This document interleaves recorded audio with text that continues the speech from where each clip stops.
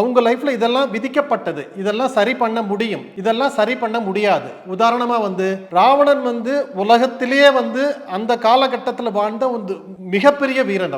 அவரை ஜெயிச்ச ஆளே கிடையாது. அப்போ ராமர் ராவணன் கூட யுத்தம் இது பண்ணும்போது ராமருக்கு தெரியும் இது ஜோதிடத்துல இது விதிக்கப்பட்டிருக்கு, இது ராவணன் கூட யுத்தம் பண்ணும்போது அதுல ஜெயிக்க போறது ராமர் தான் அப்படிங்கிறது ராமருக்கு நல்லாவே தெரியும். அதே மாதிரி ஒவ்வொரு நிகழ்வும் இந்த ஜோதிடத்தின் மூலமா முன்னமே இவங்களுக்கு தெரிய வந்தும் தன்னோட வாழ்க்கையில ஒரு நல்லதோ பொல்லாததோ வரும்போது எதை மாத்த முடியும், எதை மாத்த முடியாது. உதாரணமா மாத்த முடியும் அப்படின்னா சீதாதேவியை ராவணன் கவர்ந்துகிட்டு போயிட்டாரு. இதை சீதாதேவியை திரும்ப மீட்கணும். இது ராமருக்கு தெரியும், சீதாதேவியை மீட்க முடியுங்கிறது தெரியும். ஆனா அதுக்கு முன்னாடி நிகழ்ந்த ஒரு நிகழ்வு பாருங்க.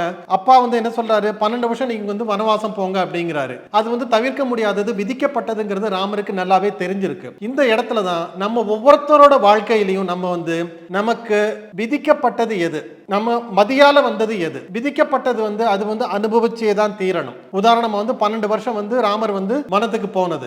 அதே இது மதியால வந்ததுன்னா நம்ம ஒரு சூழல் ஒன்று உருவாகுது, அதன் நம்ம எதிர்கொண்டு நம்ம ஒரு செயல் புரிகிறோம். அதை தான் ராமர் என்ன பண்ணாருங்க, சீதாதேவியை ராவணன் கவர்ந்துகிட்டு போனதுக்கு அப்புறம் அவர் கூட யுத்தம் பண்ணி ஜெயிக்கிறாரு. சோ அது மதி.